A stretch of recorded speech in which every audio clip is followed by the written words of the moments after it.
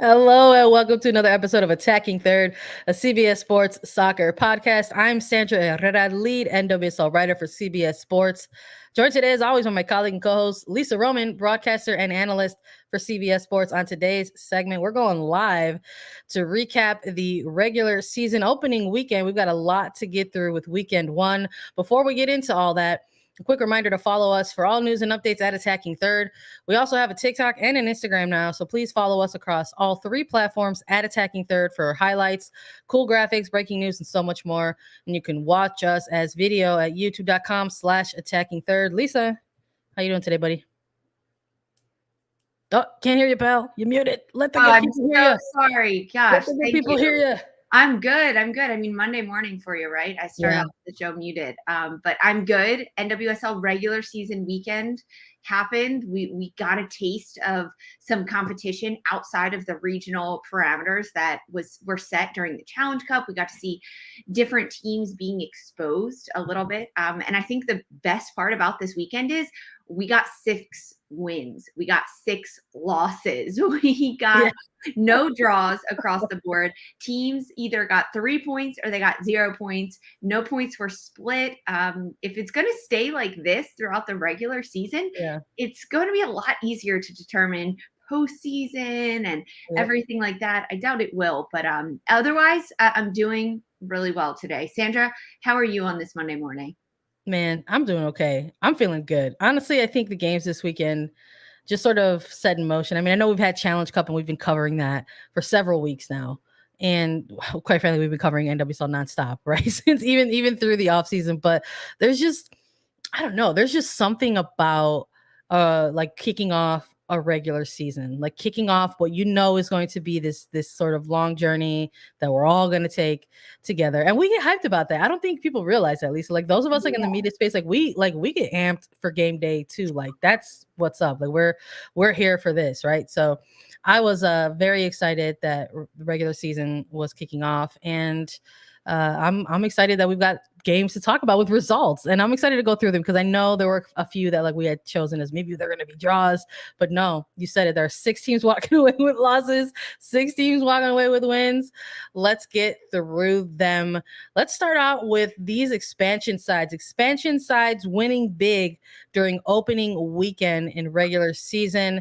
Angel City versus North Carolina. Look, you knew we were going to hop on here and talk about this game first. Angel City defeating North Carolina Courage 2-1, delivering North Carolina Courage their first loss of 2022 and earning a first franchise win at Bank of California Stadium. Lots of amazing energy coming into this one. Angel City kicking off later, so that maybe we thought we were going to get some NWSL After Dark action, but it was something better than that. A lot of good things, a lot of emotion within it.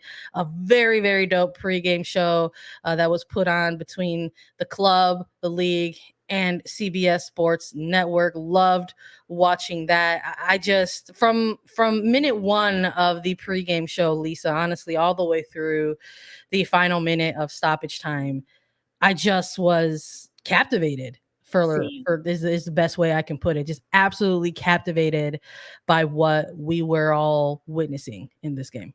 It was fantastic. I think we do have to talk about the pregame show just a little bit because that was really what started the whole entire fanfare. I mean, selling out Bank of California Stadium was huge for Angel City. All of the investors being there for Angel City on the field, the pregame show that happened, the incredible whip around show that they did. They had Lori Lindsay on the pink carpet interviewing investors in Billie Jean King and Abby Wambach and Jennifer Gardner, to Marissa Pilla hosting it, also interviewing people randomly as it kind of came to her. The signing of the NWSL CBA on national live television, which for those of you who maybe didn't see some of the tweets going on, I'm very close with Marissa. She's my Philadelphia gal pal. And I texted her and I said, you are doing a fantastic job during this pregame show. Great job. Can't wait for the game. Like, excited for all of this. And minutes before the CBA was signed, Marissa was told that the CBA was going to be signed, like seconds before. I shouldn't even say minutes. seconds before. So she's talking, and all of a sudden in her ear, the producer is saying, actually, Megan Burke and Jessica Berman are going to sign the CBA on television. Can you just tee that up? I love So that. she had to react on the fly, throw it to Berman, throw it to Megan Burke, ask them some questions, sign the CBA, and go on from there. I know Jen Hildreth tweeted about it. Allie Wagner and Jen on the call, they did a fantastic job. I mean, we have to start with the fanfare that was the entire pregame show. It was really well done. Angel City has risen. They've rose the bar for how an expansion side needs to come into the NWSL, because we've talked about this a lot, Sandra. There was so much fanfare around this club, the investors, everything they were doing, but could it translate to the pitch? Because really, that's what the NWSL is about. That was our biggest burning question in our preview about this team. Exactly. You know, there was a lot of build up to this day. Yes, you have to be able to pay off. You have to be able to put the product onto the pitch and compete. And Angel City won. North Carolina Courage. I was a little bit shocked. The opening goals coming in the first 2 minutes and 30 seconds from Angel City. This was incredible. I'm watching this game, and I was at my parents' house, and all of a sudden I was like, oh my God. Oh my God. But what a good game to like have on when you're, you know, maybe just not on the job in your home office, like watching a game, like you're including other people, other eyeballs.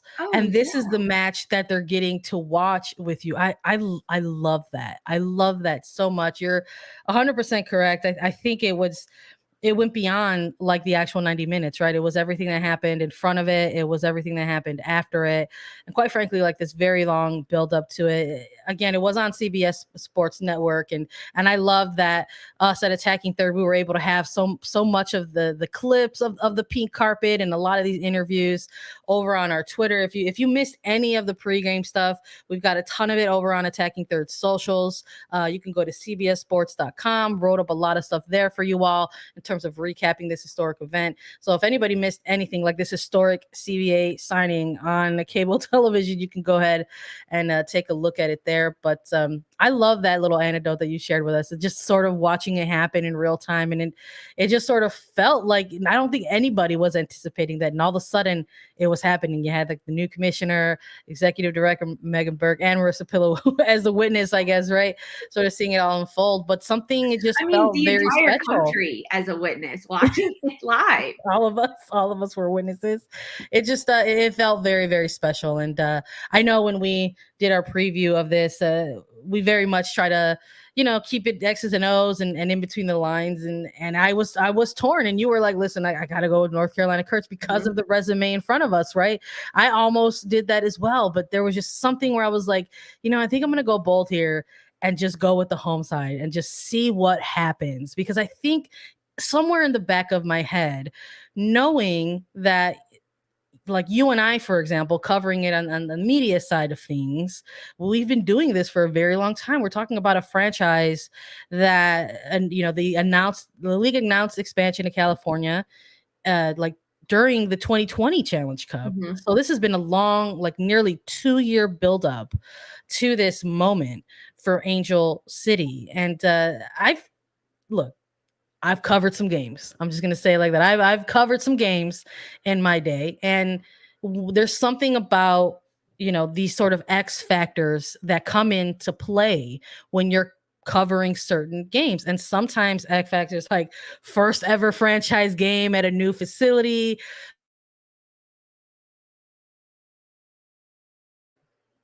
I got muted by you, buddy.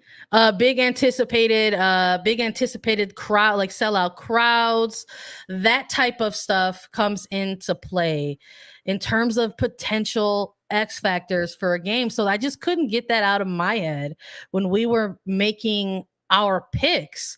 So making the picks, I was just thinking about that a lot. I said, you know, there's gonna be a lot of like, I don't want to call it like hoopla or unnecessary stuff. All of this stuff needed to be celebrated. And I'm glad that it did.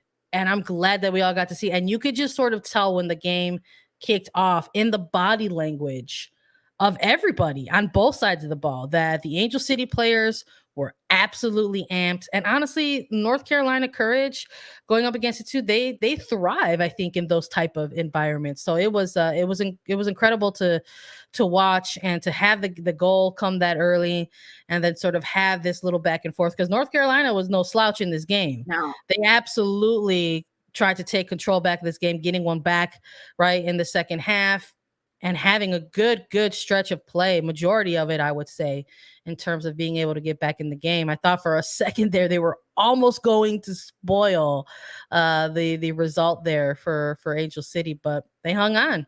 They hung on. Yes. Huge defensive performance. Got to shout out Herrera, Spencer on the back line. But thrilling game. Love that this was the game that kicked off the regular season. It was the best game to kick off the regular season. And yeah, the hoopla of it leads into it. But the soccer on the pitch, North Carolina ended up starting a number of rookies that got their first starts in Gray and Berkeley, which I was a little bit surprised to see from Sean Nahas to do that. However, maybe he's seeing different things in training and the conversations he's having with these players. I don't think that changed anything. If anything, it made those two rookies that much more prepared for the rest of the regular season to come, because I don't think any player has played in that type of environment before in a Bank of California stadium with that type of energy and the fanfare and it being a nationally televised game.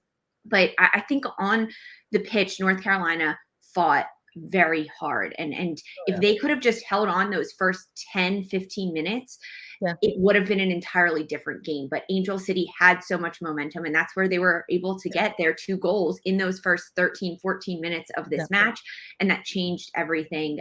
But moving forward, I can't wait to see these two teams play again, because Angel City, they came out on top, but they weren't the only expansion side to do that. No, they weren't. But shout out to Angel City picking up the win. Welcome to the show. We got to go through for the other expansion side team, because they also picked up a win. San Diego Wave FC kicking off their regular season on the road. Houston taking on Houston Dash, walking away with a narrow win, but it's a win, getting 1-0 over the Dash. Lisa, in this one, it almost sort of felt like maybe there was just going to be a split result in this one, but San Diego Wave had other plans. Oh, that's exactly what it felt like. This game was slower to get the start going between these two sides.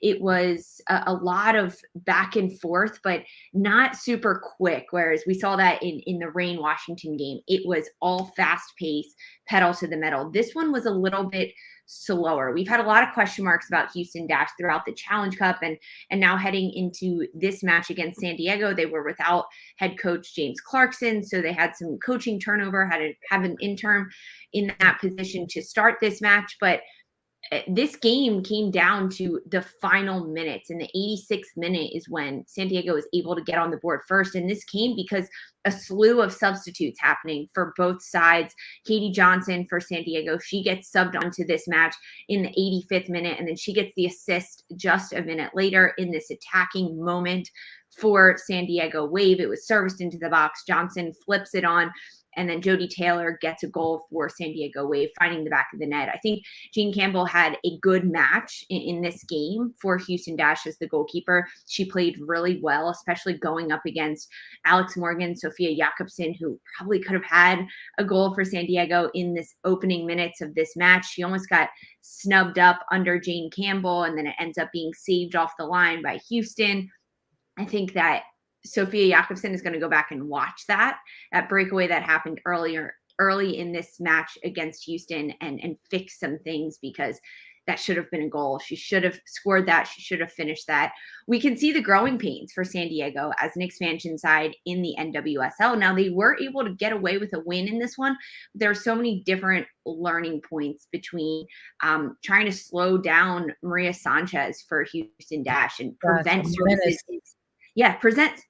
Prevent services into the box. That's all you have to do against Sanchez. And it's very difficult to do. It sounds easy, but it is not at all. So this was a good test for both of these sides, but a huge congrats to San Diego for getting the 1-0 win over Houston in this match. Houston, they've got an uphill battle to climb throughout this regular season. You know, I hear you on that. I if memory serves me correctly, I don't know if you have your handy dandy notebook with you, Lisa. But in terms of the picks in this one, did I have this one as a draw? No, we both picked San Diego in this one. Both picked San Diego in this one. Because listening to you close out on that and say, Houston's got some things to work on. I'm with you on that. I just wanted to see a bit more from the home side, I guess. In this one, we're talking about this coming off of a game where we were just talking about Angel City and how some of the other X factors off of the pitch might have played into that. But first game of the regular season, coming off of a Challenge Cup where there were some small bright spots, even though they did not advance into the knockout rounds, but some good individual performances that they could have hung their hat on, right? We're talking about Maria Sanchez being one of those. But the same can also be said for San Diego. We talked about them sort of in that latter half of Challenge Cup, kind of finding the spaces and the areas of growth for this team. And the fact that it just sort of turned into what it just sort of felt like a very kind of long and gritty, grindy kind of game. Those can get dangerous, I think, when you are going up against a team or an opposition that are trying to establish themselves. And in this case, it's San Diego. And I don't mean just as an expansion side, because yes, granted, that's the obvious point. They're trying to establish themselves as a very new team in NWSL. But for a lot of teams going into 2022, not just expansion sides, they're still trying to figure out their cultures, their team identities, how they're trying to play on the pitch. And with a team like Houston sort of having the storylines around them going into this opening match, you had to wonder how much of that was going to come into play. Having their head coach be suspended effective immediately due to ongoing investigations across the league, having to have an interim head coach be named kind of, quickly because there was going to be a game happening very, very soon for them. This was all in the buildup to this game. So just imagine that a lot of that came into play potentially. Some of the body language in this game for me stood out. Just not a lot of ideas. Sure, I guess is a simple way to put it, but just something that we just can't quite put our finger on. There wasn't a lot of cohesive soccer, I think, being played from Houston on this night that we saw. And maybe that's, due to the fact that they are unfortunately dealing with some off of the field issues right now. So I hope that this is maybe just game one, right? Week one, game one.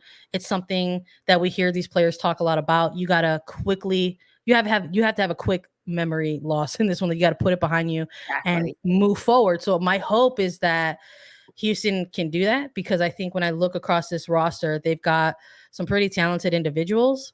Where we've talked a lot about this attack having somebody like a Maria Sanchez alongside somebody like a Nichelle Prince or a Rachel Daly. But unfortunately, that just didn't shake out that way for them. And I hope that moving into week two, we see a little bit different ideas, a little bit different tactics from Houston, or even if the next game that they have, maybe that there's even different body language, I think might be considered a plus for them compared to this one. Because for San Diego, did I lose you? No, I'm here. For Houston, it starts with the mindset that they have heading into these games, that they need to be able to say, we're going to play as a team. It can't be individual performances that lift Houston, because it's not going to work. Although Rachel Daly is an incredibly good player individually, and so is Maria Sanchez, so is Katie Naughton. Jane Campbell has really good moments. They need to play as a cohesive unit, because Shea Groom can't do it all in the midfield. Rachel Daly can't do it all up top. They have to go into one of these matches and say, this is going to be a collective effort for 90 minutes and see what the product comes out onto the field, because they can't rely on one player to do everything. No, I'm with you. And it's almost like maybe you're looking at the other side of the ball. Maybe you're just like, well, San Diego didn't really, make their breakthrough until they had a substitution and they made that impact, which, listen, I loved to see it. I got to cover Katie Johnson for a few years in Chicago when she was with the Red Stars. She's absolutely more of this collaborative type of player, and it did not surprise me at all when she came in and made the impact and got credited with the assist for this one in San Diego. But we have to tip our hat to the expansion sides. And this one, when we wanted to kick off the show, we said we have to talk about how the two Cali teams came out here and got a result. So congrats to Los Angeles, San Diego, picking up wins in their very first NWSL regular season matches. But we've got more games to get through for you all, and we're going to do that after a quick break. Look, we want to make a movie. Paramount is going to come crashing down. We need hits. I got no cast. No Pacino. Brando. He's a nutcase. Can one thing go right with this picture? This movie makes my people look like animals, and that ain't gonna happen. I'm not running.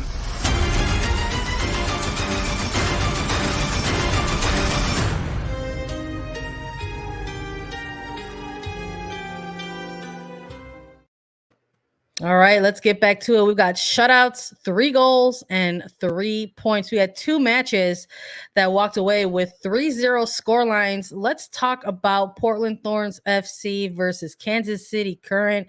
Portland Thorns taking it to the Current 3-0 to open up their race. Gosh, Lisa, we got to chat about this a little bit. We talked in the preview about how Kansas City is going to get a look at some other opposition now that they have advanced in their Challenge Cup semifinals and getting a chance to look at teams outside of the central region that they played with. They were in a group with Chicago Red Stars, Racing Louisville, and Houston Dash, and we were a little curious about how they were going to look against some other teams in the league, and boy, do we get a glimpse of that. Portland Thorns coming out, Sophia Smith, not in the starting lineup, but still had an impact in this game. Impressive. Absolutely impressive.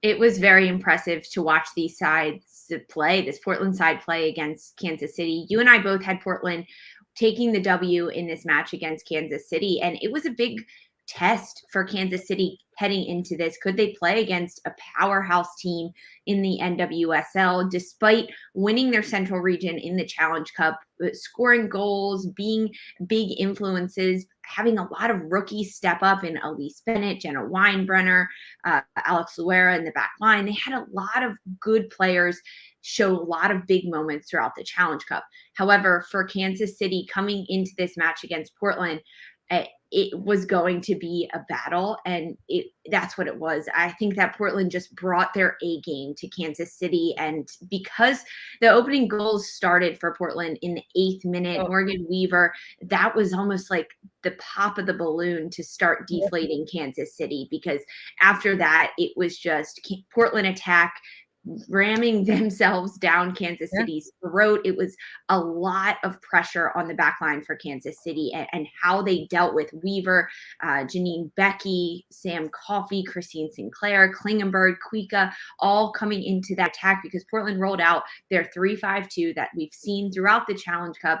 They've carried that over into the regular season because they were very successful with it, having their wing backs in Megan Klingenberg and Natalia Kuika pushing up, sending crosses into the box. It makes them incredibly lethal, and it's really hard to defend against a team that can send very quality crosses into the box with a lot of texture on them, a lot of pace, in really good positions. And if you're not pressuring to those outside players to prevent the crosses coming in, you need to be able to win the aerial duels in the air. And Kansas City couldn't do that against this Portland side. Heading into the halftime, it's Portland's up 2-0. Christine Sinclair gets the second goal for Portland in the 35th minute.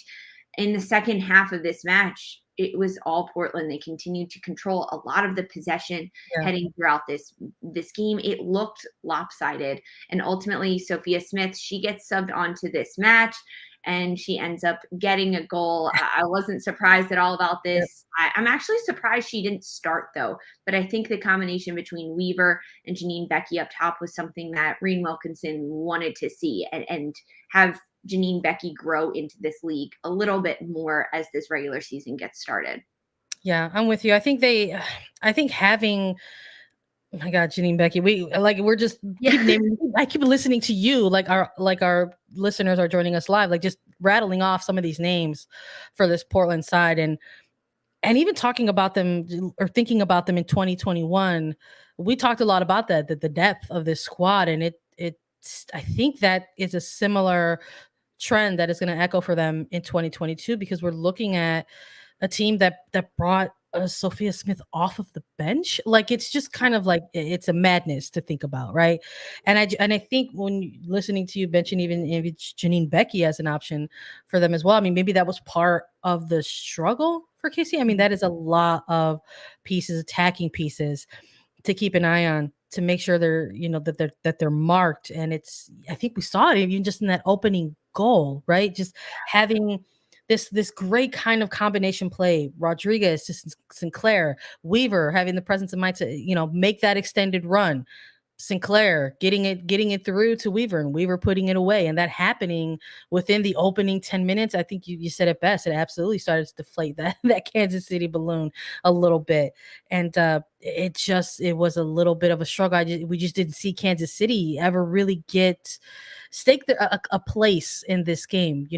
We talk a lot about waves of momentum in soccer. Maybe you take it 15 by 15 by 15, and we just didn't really see a good stretch, I think, from this current side. I mean, even when you look at the final stats of this game, just absolutely blown away. 19 to 5 shots for Portland on goal, 12 shots to 1 for Kansas City. They would just struggle to generate in their own attack, or even to sort of really kind of say, hey, we're going to take it to you for this stretch of amount of time. And it just didn't happen. And I think the silver lining maybe for Kansas City out of this one is the fact that it was week 1. It's game 1. It's the first match of your regular season. There's clearly a lot here for them to look at and go back and maybe look at the tape and work on, because listen, this is not the only club to go into Providence Park and get whooped, right? Let's just be real. It's a tough place to play when you're the opposition on the road in that facility. Always a good crowd and typically a good team that you're going up against. But I think a lot of people were looking at this as neutrals or as people who are invested on one side or the other, to see like, okay, let's take a look at Kansas City against a team like Portland Thorns. And I think folks are kind of like, well, okay, there's some some things to work on here. There's a little bit of difference in opposition that they've been playing against in the Challenge Cup versus throughout the whole of the league. And I think that there's maybe even a lot here for them to look at as they prepare for their semifinal against North Carolina Courage in the Challenge Cup. But we'll see. Hopefully it's just the first one that Kansas City has to grow from. But let's talk about the other 3-0 scoreline in this one. Orlando Pride versus Gotham FC. We talked about this one a little bit, and we're talking about maybe teams that were unfamiliar with others, right? We're talking about Kansas City, Portland, but now we're going to talk about two sides that have gone up against each other multiple times because of how they have played against each other in the Challenge Cup. And now they got to kick off the regular season against each other. Orlando Pride, the hosts in this one, but walking away on the losing side. Listen, I'm excited by this result for Gotham because I feel like we've been coming on here and we're like, what's going on with the attack? Where are the goals? And listen, they delivered in this one. A 3-0 scoreline for Gotham FC on the road against Orlando Pride to kick off their regular season. This was a huge game for Gotham. This is what we wanted to see. Heading into this one, you had Gotham picked as the winner. I had a draw between these two sides. I wasn't sure we were going to get it from Gotham. They needed to put together a full game. We needed to see individual performances that could collectively be combined to break down opponents. And that's exactly what we ended up seeing from Gotham. This was a first half flurry of goals from Gotham in this match. Before, when we got the starting lineups right before this match kicked off, I saw that Erin McLeod was back in net for Orlando Pride. And I was really pleased with that player that did well throughout the Challenge Cup, then dealt with a bit of an injury, and she didn't get to play for the last few matches for Orlando throughout the Challenge Cup. And McLeod is a great goalkeeper. So I was feeling stronger about my draw when I saw the starting lineups for these two sides. For Gotham, they had Purse, Mewis, Monahan, and Anamano in their attacking starting lineup as well. But this game got quickly off to a start. I think a player that we've had a lot of question marks about, I've had a lot of question marks about, is midfielder Christy Mewis for Gotham, because she has so much skill. She ran the midfield when she was at Houston for so many years. She has continuously been called into the national team camps, but being traded to Gotham under Scott Parkinson, Christy Mewis hasn't looked like herself. She hasn't provided enough. And in this match, we saw a really good Christy Mewis. She ends up getting the assist off the corner kick to start the opening goal in this match for Gotham. And then she ends up getting the third goal at the end of this first half for Gotham. And of course, Margaret Purce, she gets the breakaway goal that ends up being goal number 2 for Gotham. I loved it. It was a good, strong first half for this Gotham FC side. The goals coming within about a 10 to 15 minute span from Gotham to close out this first half. And I'm in 100% agreement with you. I think getting Chrissy Mewis for Gotham, I think it was met with a lot of enthusiasm, right? But I this sort of felt like this was the game that she kind of introduce herself on the pitch in terms of what she can do, the skill set that she can bring for a team, and now doing this for Gotham FC. And I love the way these goals kind of came about, Lisa. I love that there were different types of goals. You had this opening goal come off of a corner set piece service delivered from Mewis to Simone, some goals in the run of play. Loved the goal from Purse, and love this link up that we're starting to see between the two of them. And you could see the connection in this game starting to develop, and that's what we were looking for. I think during the Challenge Cup, we were wondering, like, what's the disconnect? Like, is it the fact that there's some unfamiliarity here? And maybe, going through that Challenge Cup, it was a bit of a struggle for them. They've alluded to that.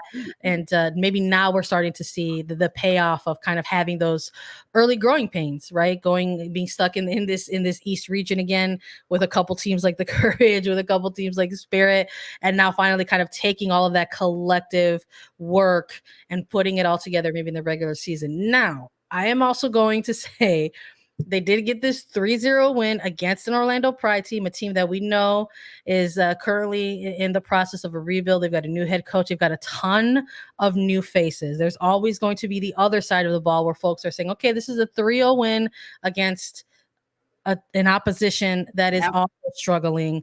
How big or convincing of this is of a win is this for a team like Gotham to build on in the offseason? But listen, win is a win in this league.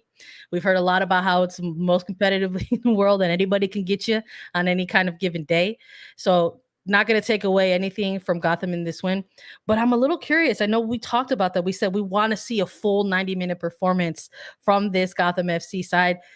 And while they got the win, and I loved the goals that came out of this, and I'm ready to see more from Gotham, I don't know. We still got that full 90-minute game from them. We're talking about 3 goals that came in the first half, and then you had an Orlando Pride team that came out in the second half and said, no more. It's not gonna happen. So when we're looking at the two halves, you're looking at Gotham not able to break through in the second half. So just a little curious. It's something I want to keep my eye on and take a look at. But I think a really good start if you're looking at the Gotham in terms of their attack.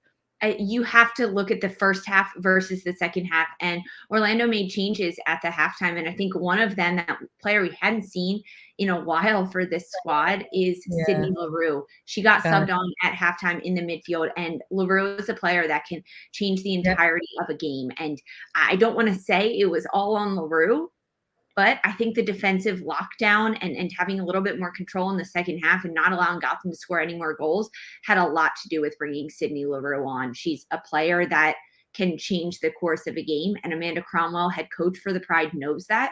And it was good to see Leroux finally get minutes, consistent minutes. I mean, consistent 45 after dealing with a bit of an injury. But this is a tough match to evaluate Gotham. However, on paper, they got 3 goals. They got a shutout. That's really, really good for Scott Parkinson and New Jersey, New York, Gotham FC as they head into this regular season. Let's chat about the final 2 matches of this episode. We've got some narrow wins to talk about, some 2-1 scorelines in this one. Let's kick it off with Chicago Red Stars versus Racing Louisville FC. Chicago Red Stars taking the victory in this one, 2-1. Another matchup that we've seen with these two teams going head to head already 3 times in the last month. We saw that with Gotham and Orlando Pride, and now we're seeing this with Chicago Red Stars and Racing Louisville. Tough game, Lisa, for a number of reasons. Primarily, and you hate to see it, the weather got involved in this one.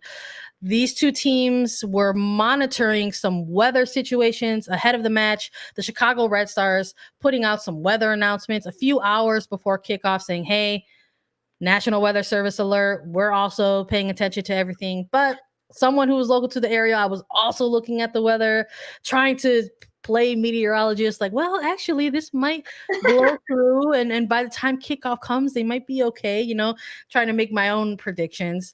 And that was only half true. They got to play about 30 minutes of this game together on the pitch before they had to take a pause. And for nearly an hour and 20-minute delay, these teams had to go back out again, play out the final 10 minutes or so of the half, then go to halftime, and then come back out and complete the game. It was a very, very long night in Bridgeview at SeatGeek Stadium, and both teams doing their best to put on a bit of a show, try to pick up a result, and Chicago Red Stars hanging on to a 2-1 win in this one, Lisa. It was tough night, I think. Oh gosh, the weather alone is just miserable. That is miserable to play in. And then to have to sit through a rain delay and have to continue to play after that changes a lot of things. But I think we have to give credit to Chicago for starting this game really strong in the opening 2 to 3 minutes of this match. Ella Stevens, she gets her goal in the second minute of this game. And then again, Emily Fox for Racing Louisville responds in the 10th minute. That was a really good response to see from Fox, getting on the board, of course, as well. Emily Fox is such a good player. She is so good with the ball. She is a player that can change a game. We saw a lot of good things from Racing Louisville because this was also going to be a test for Chicago as they had not beaten Racing Louisville at home yet. They do it this weekend. It was a really good job, but before the halftime, Chicago was able to get the game winner from Bianca St. George's. This was a really good goal. I think St. George's is a player that has grown into herself this year. And I think a lot of it has to do with Chris Petroselli giving her minutes and giving her consistent minutes because Challenge Cup in 2020, she had a really good Challenge Cup. And then we didn't see her throughout the regular season in 2020. In the fall series, barely saw her throughout the 2021 regular season. And if she is a player that can get a lot of confidence, know that she can make an impact on the field in the attack, getting assists, scoring goals, it's going to be a different year for St. George's as she goes throughout this regular season. But Racing Louisville, the weather definitely didn't help them. I mean, it didn't help Chicago by it didn't help. Yeah, either side. It was tough. But having to go sit in the locker room in the middle of the game and then continue to play it out, that is incredibly difficult. It takes a lot of mental strength. Oh my gosh. Which was maybe I think if you're a neutral watching this game, right? If you're not someone who has a vested side, like if you're not a huge Red Stars fan or a racing fan, it's tough. It's almost like this is opening. It was a detriment, I think, to maybe the entertainment value, quote unquote, of this game, because it almost felt like this game was going to be a little end to end in the opening half, and then all of a sudden it just like the weather said, nope, none of that. We got to turn this is too fun. We have to turn it into a grinder now, a long grinder kind of a game. And I think that had that, and we saw that impact, during the long stretch of the delay, and then coming into the final 10 minutes of the first half, and then a halftime, and then the full second half. But the opening goal in 2 minutes off a set piece with Colaprico to Stevens, Emily Fox with the quick response, St. George's with that ridiculous goal. It was like a ricochet off the crossbar, and then she just kept following her shot and then slotting it away. It was exciting, some of the soccer that we were taking a look at. The ball was moving quickly because the pitch was already wet from rain prior, and it was like a little bit of like, let's play some yakety sax and see like what's gonna happen in this game. And then they had to halt for nearly another 90 minutes. Exactly. We have to give a shout out to Alyssa Nair, goalkeeper for Chicago. Strong. She ended up with 5 saves in this match, which is a lot for a goalkeeping team. I think that Racing Louisville, they had a lot of good chances and they were trying to create chances. They had 47 total crosses in this match, 7 corner kicks, a new record. 14 for 8 against Chicago, but the 47 crosses. Where are the bodies in the box? I mean, yes, so much credit to Alyssa Nair and the Chicago defense for being able to clear those out, but Racing Louisville, get on the end of it. Listen, and this is where I'm gonna tell you where they were. They were on the bench, Lisa. This is maybe the thing that maybe it grinded my gears in this game. Ebony Salmon did not get any time in this game for racing against Chicago Red Stars. And I got it looking at the map and looking at these crosses being whipped, and you could see in some of the body language, Jessica McDonald getting a little bit frustrated that some of these crosses weren't finding her, that she wasn't able to get on the end of them. And this is a veteran player who is a goal scorer, a proven goal scorer in this league. And I almost just felt like I was waiting. I was just waiting. I was like, all right, any second now, Coach Kim Bjorkgren is going to get Ebony Salmon into this game and maybe alleviate some of that targeted pressure off of Jess McDonald and watch. This game is all of a sudden going to be a 2-2 draw, which would probably be unsurprising for a lot of neutrals watching, because these two teams tend to play out the draws. But it didn't happen, Lisa. And I was like, okay. She was not listed on the injury report. That was I was like, maybe there's something there that she's working through. Maybe it was game day decision, but I would have loved to have seen a player like Salmon come into this game and see what she can do in a late game situation after it was just such a long grind type of game, but we just didn't see it happen. And we'll never know how it was going to shake out, because Chicago ends up taking the win in this one and all 3 points. So tough. I hope we don't have to see another ridiculous long extended delay like that. And it wasn't just for the rain. For folks who are unaware, the soccer takes place in anything: heat, cold, rain, shine, snow. But when there's lightning involved, that is like the rule of all rules. And once there's a lightning strike within the area, you gotta postpone the game. So that's what ended up happening that night. Hopefully, knock on wood, everybody, we don't have to see that again or have the players go through that. But let's close it out, I think, with another very, very big game. We opened up this episode with a huge game. I think we're going to close out this episode with a huge game. Washington Spirit versus OL Reign. I'm loving the matchup between these two teams, Lisa. It's an exciting time to watch these two teams go head to head, opening up the regular season against each other. Washington Spirit taking the victory in this one, 2-1, and getting their championship rings on this day as well. It was, you love to see it. Good scenes out of DC. You love to see it. This was my game to watch this weekend. I had it circled. Not only was it a preview to the Challenge Cup semifinals taking place this Wednesday, but these are two powerhouse teams that did really well throughout their Challenge Cup regional games that they played. And now they got to face big competition on the East Coast in DC. We both had draws for this one. I don't know if you remember, but I had a big draw, meaning like 2-2, 3-3, and you had a small, narrow draw. I was almost there. We have to talk about what happened in this match. I mean, the opening 15 minutes across the board this weekend were really crucial for every single team, whether it was getting on the board or defending. There was a penalty kick awarded to OL Reign in the opening minutes of this match. Rose Lavelle steps up to take it, and I'm going to give a lot of credit to Aubrey Kingsbury here for saving this one and not letting this be a goal. Rose Lavelle and Aubrey Kingsbury, they know each other very well from the national team camps that they played together.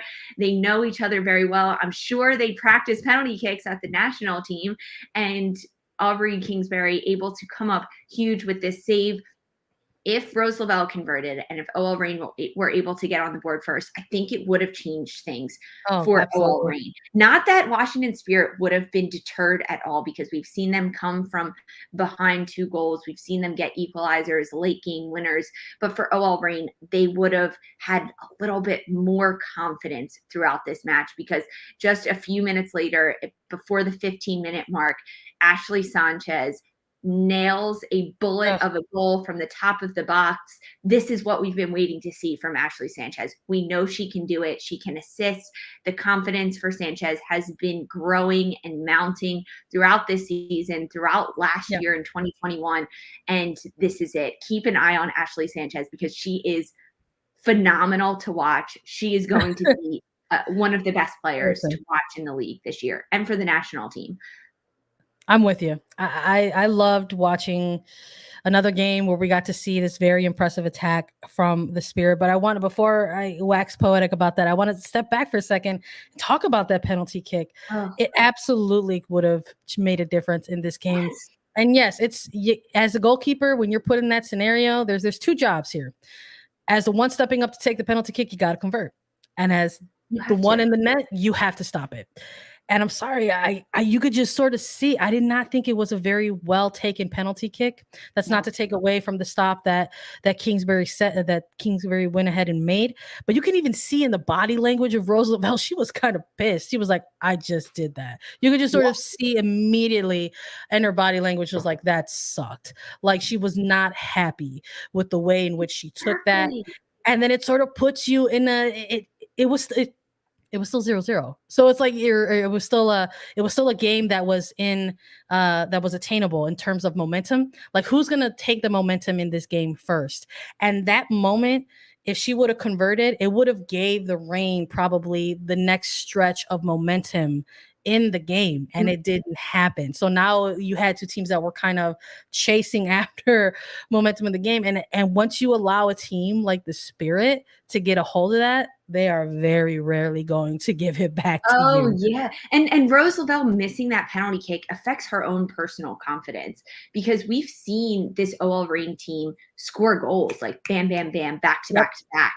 And because that first penalty kick wasn't converted, it definitely changed things. But this game was incredibly entertaining to watch because it was so open. Every time the team got the ball, it was push in transition, look to go fast, get down to the other side of the pitch, a pickoff, go the other way. It was a tennis match going back and forth if you were watching this at home, because it was so fast. But in the second half of this match, Rose Lavelle, she makes it up. She ends up getting on the board. It was like a ricochet pass. She follows it up and ends up getting on the board. It was a sloppy goal, but a goal is a goal. At this point, it's 1-1 actually after the Ashley Sanchez goal in the first half. 53rd minute, Rose Lavelle gets the equalizer, and then Ashley Hatch, she nets the game winner in the 66th minute, assisted from Trinity Rodman.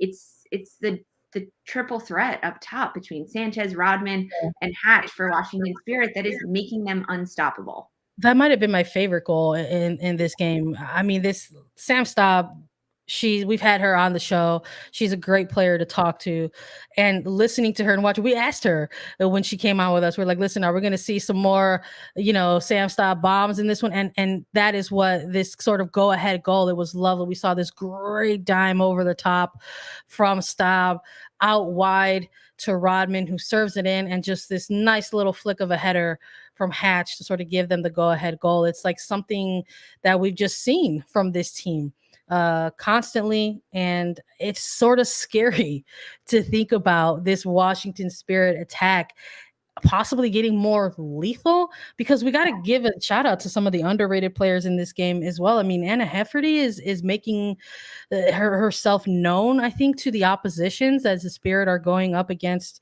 other teams in the league to start out 2022 as reigning champions of 2021. Maybe a player that wasn't on the radar or the scouting reports for oppositions, but she's going to be now. Well, she played defense in 2021. She was a forward in college. She went to Boston and was drafted by Washington Spirit and ultimately played in the back line as an outside back under Richie Burke, which it depleted her skills as a forward, because she's an incredibly good forward. And now that Helferty is playing in her correct position, higher up the pitch in the front line, we're actually seeing what she can do, why she was drafted, why she was such a good collegiate player at Boston, and what she can do on the pitch in the front line, especially playing alongside Hatch and Sanchez. Chris Ward's slotting her in there, in light of Tara McCown, being injured, having to navigate herself through some injuries right now. It's almost like there hasn't been like a hiccup in terms of player in, player out. Like this attack still looks as lethal as it did with or without. It's just very, again, it's very impressive. And honestly, maybe like we've been alluding to this on some of our prior episodes when it comes to these two teams when we were covering Challenge Cup, group play, and now we're going to be covering the semifinals. But playoff previews, I feel that anytime these two teams are going head to head, like we're getting a taste of it. And honestly, it's delicious. I want more of it. I cannot believe that we're going to see these two teams go head to head once more midweek for the Challenge Cup semifinal. But for the regular season, the Spirit take the first one and all 3 points. We're going to have so much more for everybody down the stretch. We want to thank you all so much for joining us and listening to us on Attacking Third. You can follow us on Twitter and now on TikTok at Attacking Third for more breaking news, highlights, and so much more. We're on Apple Podcasts, Spotify, Stitcher, anywhere you listen to your shows. We're also available as video. Subscribe to us on YouTube. Visit youtube.com/Attacking Third. And if you have any questions for us, here's a way to get them answered. You got to leave us a 5-star review on Apple Podcasts with your question, and Lisa and I will answer it during a mailbag segment. So 5-star review plus a question on Apple Podcast reviews, you'll get it answered. Lisa and I will be back on Wednesday with a Challenge Cup semifinal preview. For Sandra Herrera and Lisa Roman, this was Attacking Third.